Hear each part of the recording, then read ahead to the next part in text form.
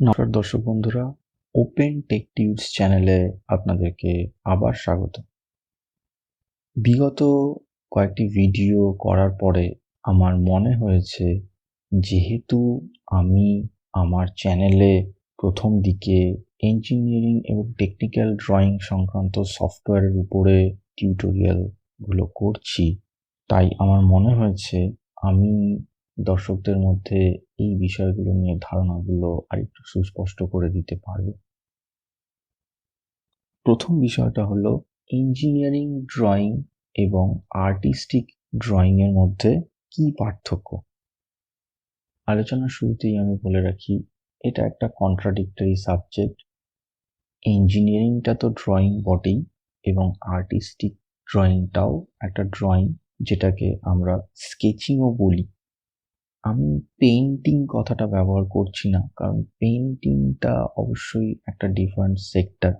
যে কোনো পেইন্টিং শুরু করার আগেও আমার ধারণা আর্টিস্টকে খুব সামান্য হলেও সেই পেইন্টিং রিলেটেড কিছুটা ফ্রি হ্যান্ড ড্রয়িং করে নেওয়ার প্রয়োজন পড়ে। এই দু ধরনের ড্রয়িংয়ের মধ্যে পার্থক্য কোথায়? প্রথমেই বলে রাখি, ইঞ্জিনিয়ারিং ড্রয়িংয়ের মাধ্যমে আমরা কিছু নির্দিষ্ট অবজেক্ট এবং সাবজেক্টের ড্রয়িং করি, যেটা কিনা ভবিষ্যতে ম্যানুফ্যাকচার হবে বা প্রোডাকশন হবে। এই রকম অবজেক্ট বা সাবজেক্টেরই আমরা ড্রয়িং করি, এবং কিছু কিছু ক্ষেত্রে আমরা ইঞ্জিনিয়ারিং ড্রয়িংয়েও অ্যাবস্ট্রাক্ট ড্রয়িং করে থাকি, যেটা বেশিরভাগ ক্ষেত্রে আর্কিটেকচাররা ব্যবহার করে। আর্টিস্টিক ড্রয়িংয়েও আমরা অবজেক্ট বা সাবজেক্টেরই ড্রয়িং করি, কিন্তু সেটাকে আমরা এমনভাবে ড্রয়িং করি না যে যেটা থেকে আমরা সেই সাবজেক্ট বা অবজেক্টটাকে পরবর্তী ক্ষেত্রে ম্যানুফ্যাকচার বা প্রোডাকশন করতে পারবো। আর্টিস্টিক ড্রয়িং হলো আর্টিস্টের মনে যে দৃশ্যটা রয়েছে, সেই দৃশ্যটার একটা ভিজুয়াল রিপ্রেজেন্টেশন অন পেপার। আর ইঞ্জিনিয়ারিং ড্রয়িং হলো কোনো অবজেক্ট বা সাবজেক্টের visual representation on paper with specific and accurate measurement, যাতে করে কিনা ওই অবজেক্ট বা সাবজেক্টটাকে পরবর্তী ক্ষেত্রে ওই একই মাপ অনুযায়ী যথাযথভাবে সেটাকে ম্যানুফ্যাকচার করা যায় বা প্রোডাকশন করা যায় বা ফার্দার ডেভেলপমেন্ট করা যায়। আর্টিস্টিক ড্রয়িংয়ের সঙ্গে ইঞ্জিনিয়ারিং ড্রয়িংয়ের প্রধান পার্থক্য হলো এটাই, যে ইঞ্জিনিয়ারিং ড্রয়িংয়ে মেজারমেন্ট ইউনিট ব্যবহার করা মাস্ট। আর্টিস্টিক ড্রয়িংয়ের ক্ষেত্রে বেশিরভাগ ক্ষেত্রেই আমার ধারণা অনুযায়ী কোনো রকম মেজারমেন্ট ইউনিট ইউজ করা হয় না, যদিও প্রপোর্শন অবশ্যই ইউজ করা হয়, কিন্তু ইঞ্জিনিয়ারিং ড্রয়িংয়ে অ্যাকচুয়াল মেজারমেন্ট ইউনিটস ইউজ করতে হয়। যেমন একটা ছোট্ট উদাহরণ দিই, ইঞ্জিনিয়ারিং ড্রয়িংয়ে যদি আমি একটা ফুলের ছবি আঁকি, তাহলে সেই ফুলের ছবিটা আমাকে এমনভাবেই আঁকতে হবে যাতে ফুলের সমস্ত কটা দিকের এবং অংশের ডিটেল ড্রয়িং থাকে উইথ মেজারমেন্ট, যাতে করে এটা ধরে নেওয়া হবে যে ওই ফুলটা যদি আর্টিফিশিয়ালি ম্যানুফ্যাকচার বা প্রোডাকশন করা হয়, তাহলে ওই একই মাপের বা ওই রকম দেখতেই একটা ফুল আমরা তৈরি করতে পারবো, ওই মাপগুলো অনুসরণ করে যদি আমরা কাজটা করতে পারি। পরবর্তী ক্ষেত্রে আর্টিস্টিক ড্রয়িংয়ে যদি আমরা একটা ফুলের ছবি আঁকি, তাহলে সেটার একজন আর্টিস্ট প্রপোর্শনের দিকে যতটা গুরুত্ব দেয়, মাপ কিন্তু একেবারেই ব্যবহৃত হয় না, কারণ সেই আর্টিস্টিক ড্রয়িংয়ে আর্টিস্টের মনে যে ফুলের ছবিটা রয়েছে সেটার ভিজুয়াল রিপ্রেজেন্টেশনটা অন পেপার করাটাই আর্টিস্টের কাছে মূল উদ্দেশ্য থাকে। সেটাকে ভবিষ্যতে ওই ছবিটা দেখে প্রোডাকশন বা ম্যানুফ্যাকচার করা হবে কিনা সেটা নিয়ে আর্টিস্ট কাজ করে না। এটা হলো প্রধান পার্থক্য। দ্বিতীয় পার্থক্য বলে আমার যেটা মনে হয়, সেটা হলো প্রজেকশন বা গ্রাফিক্যাল প্রজেকশন সিস্টেম। এখানে একটু বলে রাখা ভালো, গ্রাফিক্যাল প্রজেকশন সিস্টেম হলো একটা সাবজেক্ট যেটা নিয়ে একটা ধারণা থাকা আমার দর্শকদের প্রয়োজন বলে আমি মনে করি। গ্রাফিক্যাল প্রজেকশন সিস্টেমটা কি? গ্রাফিক্যাল প্রজেকশন সিস্টেমটা হলো এমন একটা সিস্টেম যার মাধ্যমে আমরা যে কোনো 3 ডাইমেনশনাল অবজেক্টকে বা সাবজেক্টকে, সাধারণত আমাদের পৃথিবীতে পাওয়া যায় সমস্ত অবজেক্ট এবং সাবজেক্টই 3 ডাইমেনশনাল হয়, তাই যে কোনো 3 ডাইমেনশনাল অবজেক্ট বা সাবজেক্টকে আমরা 2 ডাইমেনশনে রিপ্রেজেন্ট করতে পারি। আমরা ড্রয়িং করার সময় বা সেই অবজেক্ট বা সাবজেক্টের গ্রাফিক্যাল রিপ্রেজেন্টেশন করার সময় আমরা এই প্রজেকশন সিস্টেমগুলো ব্যবহার করে থাকি। ড্রয়িংকে আমরা গ্রাফিক্যাল রিপ্রেজেন্টেশনও বলতে পারি, এবং সাধারণত ড্রয়িং বা গ্রাফিক্যাল রিপ্রেজেন্টেশন আমরা 2D প্লেনেই করে থাকি। যেমন প্লেন পেপার বা যে কোনো পেপার, সেটাকে আমরা 2D প্লেন হিসেবে কনসিডার করতে পারি, অথবা কম্পিউটার স্ক্রিনে আমরা যে সফটওয়্যার ব্যবহার করছি সেখানে 3 ডাইমেনশনাল ড্রয়িং করা গেলেও সেখানেও ইনিশিয়ালি আমরা 2D প্লেনেই ড্রয়িং করি। তো এটা আমরা বুঝতে পারলাম যে প্রজেকশন সিস্টেমটা কি। একটু ছোট্ট করে বলে রাখি কত ধরনের প্রজেকশন সিস্টেম সাধারণত হয়। প্রজেকশন সিস্টেম 2 ধরনের হয়, প্যারালাল প্রজেকশন সিস্টেম আর perspective projection system. Parallel projection সিস্টেমের মধ্যে অর্থোগ্রাফিক প্রজেকশন এবং আইসোমেট্রিক প্রজেকশন সিস্টেমগুলো পড়ে, আর পার্সপেক্টিভ প্রজেকশনের মধ্যে 1 পয়েন্ট পার্সপেক্টিভ, 2 পয়েন্ট পার্সপেক্টিভ এবং মাল্টি পয়েন্ট পার্সপেক্টিভ প্রজেকশন সিস্টেমগুলো পড়ে। ইঞ্জিনিয়ারিং ড্রয়িং করতে গেলে আমাকে কোনো না কোনো প্রজেকশন সিস্টেমের ব্যবহার করতেই হবে।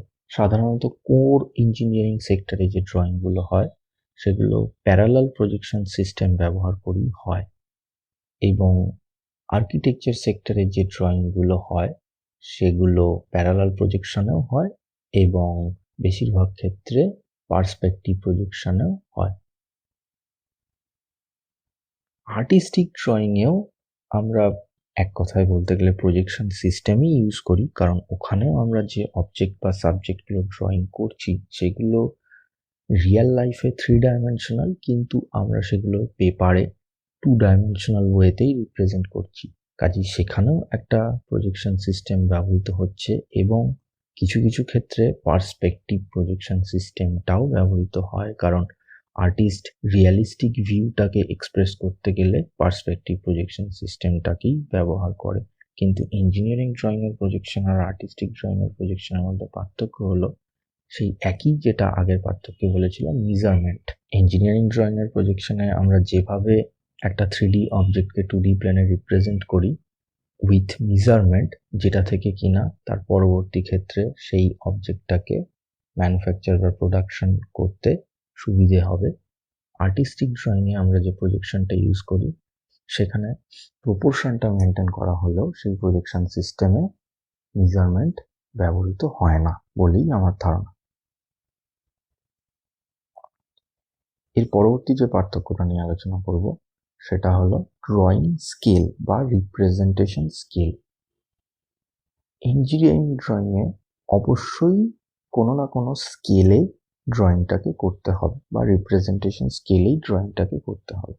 আর্টিস্টিক ড্রয়িংয়েও রিপ্রেজেন্টেটিভ স্কেলই ব্যবহৃত হয়, কিভাবে আমি আলোচনা করছি, কিন্তু এখানেও সেই পার্থক্যটা একই থেকে যাচ্ছে। ইঞ্জিনিয়ারিং ড্রয়িংয়ে আমরা যে রিপ্রেজেন্টেশন স্কেল ব্যবহার করি সেটা অ্যাকিউরেট বা পরিমাপযোগ্য উইথ মেজারমেন্ট, এবং আর্টিস্টিক ড্রয়িংয়ে আমরা যে রিপ্রেজেন্টেশন স্কেল ইউজ করি সেটা পরিমাপযোগ্য নয়। একটু ডিটেলসে বলতে গেলে প্রথমে শুরু করা ভালো। রিপ্রেজেন্টেশন স্কেল কি বা কত রকমের হয়? রিপ্রেজেন্টেশন স্কেল হলো কোনো অবজেক্টকে আমি যখন সেটাকে রিপ্রেজেন্ট করছি, আমি সেটার অ্যাকচুয়াল সাইজে রিপ্রেজেন্ট না করে সেটাকে ছোট অথবা বড় করে যদি রিপ্রেজেন্টেশন করি তাহলে সেটাকে বলা হয় স্কেল রিপ্রেজেন্টেশন। স্কেল বা রিপ্রেজেন্টেশন স্কেল সাধারণত 3 ধরনের হয়।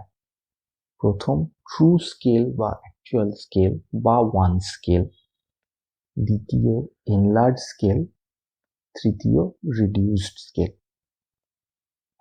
দর্শক এই নামগুলো শুনেই বুঝতে পারছে ট্রু স্কেল বা ওয়ান স্কেল বা অ্যাকচুয়াল স্কেলে যদি আমরা কোনো অবজেক্টকে রিপ্রেজেন্ট করি, তাহলে সেই অবজেক্টটার রিয়েল লাইফে যেই ডাইমেনশন বা পরিমাপ আমরা যখন সেটাকে গ্রাফিক্যাল রিপ্রেজেন্ট করব, তার সেই অ্যাকচুয়াল ডাইমেনশন বা পরিমাপটাকেই আমরা রিপ্রেজেন্ট করব। এনলার্জ স্কেলে যখন আমরা ড্রয়িং করব, তখন কোনো ছোট্ট অবজেক্ট বা সাবজেক্টকে, যেটা কিনা অ্যাকচুয়াল স্কেলেও আমরা রিপ্রেজেন্ট করতে পারতাম, কিন্তু যদি আমরা সেটাকে অ্যাকচুয়াল বা ট্রু স্কেলে রিপ্রেজেন্ট করতাম, তাহলে সেটা যেহেতু ছোট্ট সাবজেক্ট, তাই জন্য তার ড্রয়িংটাও ছোটই হতো এবং তাতে করে ওই অবজেক্ট বা সাবজেক্টটার ডিটেলস আমাদের দেখানো সম্ভব হতো না। এই ধরনের ছোট্ট অবজেক্ট বা সাবজেক্টকে ডিটেইলড ড্রয়িং করতে গেলে আমরা এনলার্জ স্কেল ব্যবহার করি। এনলার্জ স্কেলের মানে হলো ওই ছোট্ট অবজেক্ট বা সাবজেক্টের যা অ্যাকচুয়াল পরিমাপ, তার থেকে বড় পরিমাপে আমরা সেই অবজেক্টটাকে গ্রাফিক্যালি রিপ্রেজেন্ট করছি। দর্শক এখান থেকে বুঝতেই পারছে যে রিডিউস স্কেলটা কি এবং তার ব্যবহার কি। কোনো বড় অবজেক্টকে যদি আমরা ছোট করে গ্রাফিক্যাল রিপ্রেজেন্টেশন করি, তাহলে সেটাকে আমরা বলবো রিডিউস স্কেল রিপ্রেজেন্টেশন। একটা ছোট্ট এক্সাম্পল দিই। আমি যদি একটা আলপিনের ড্রয়িং, ইঞ্জিনিয়ারিং বা টেকনিক্যাল ড্রয়িং করতে যাই, তাহলে আলপিনটাকে আমি ট্রু স্কেল বা ওয়ান স্কেলে আমি আঁকতে পারবো কাগজে কলমে বা কম্পিউটার স্ক্রিনে। তাতে করে কিন্তু আলপিনটার ডিটেলসটা আমি খুব ভালোভাবে দেখাতে পারবো না।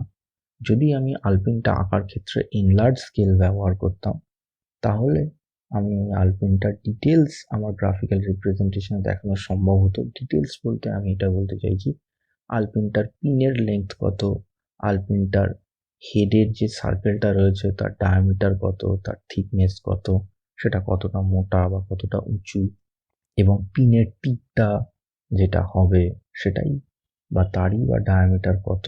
এই ডিটেলসগুলো আমি এনলার্জ স্কেলে যদি আলপিনটাকে ড্র করতাম, তাহলে আমার পক্ষে পরিমাপ দিয়ে রিপ্রেজেন্ট করা সম্ভব হতো, যেটা কিনা সেই আলপিনটা পরবর্তী ক্ষেত্রে ম্যানুফ্যাকচার করার সময় ম্যানুফ্যাকচার যারা করবে বা প্রোডাকশন যারা করবে, তাদের ক্ষেত্রে ওই পরিমাপগুলো পেতে খুব সুবিধা হতো। কিন্তু যদি আমি ট্রু স্কেল বা ওয়ান স্কেলে রিপ্রেজেন্ট করতাম, তাহলে ওই পরিমাপগুলো আমাকে ড্রয়িংয়ের সঙ্গে দেখাতে খুবই অসুবিধা হতো।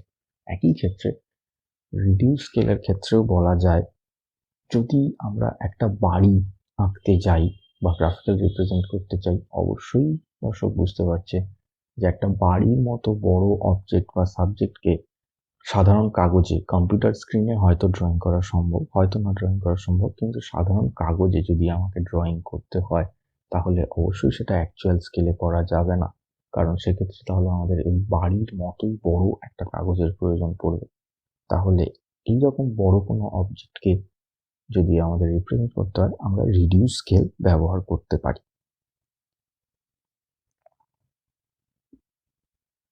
এটা ছিল স্কেল সম্পর্কে একটা ধারণা। এখন ইঞ্জিনিয়ারিং ড্রয়িং বা আর্টিস্টিক ড্রয়িংয়ে দুক্ষেত্রেই কিন্তু স্কেল ব্যবহার হচ্ছে, কারণ আর্টিস্টও যে রিয়েল লাইফ অবজেক্ট বা সাবজেক্টগুলোকে পেপারে রিপ্রেজেন্ট করে, সেটা কিন্তু বেশিরভাগ ক্ষেত্রে রিডিউস স্কেলে রিপ্রেজেন্ট করে।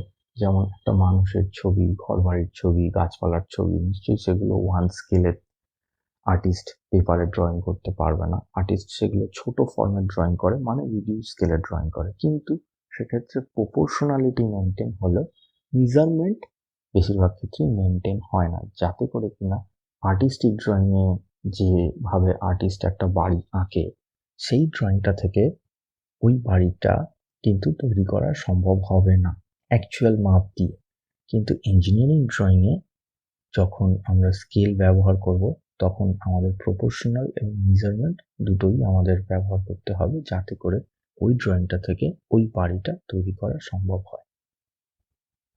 আশা করি এই বিষয়গুলোকে আমি দর্শকদের সামনে যতটা সম্ভব সহজভাবে উপস্থাপন করতে পারলাম। আমার মনে হয়েছে এইগুলো নিয়ে দর্শকদের মধ্যে অনেকেরই ধারণা রয়েছে এবং অনেকেরই হয়তো সঠিকভাবে ধারণা ছিল না। তাদের জন্যই আমার এই ভিডিওটা করা। আশা করব এই ভিডিওটা আপনাদের যথেষ্ট উপকারে লাগবে এবং এই ধরনের আরও ভিডিও পেতে গেলে এবং তথ্য জানতে হলে আমার এই চ্যানেলের সঙ্গে আশা করব দর্শক বন্ধুরা যুক্ত থাকবেন এবং ফলো রাখবেন। এই ভিডিওটা আর বড় করব না। ধন্যবাদ।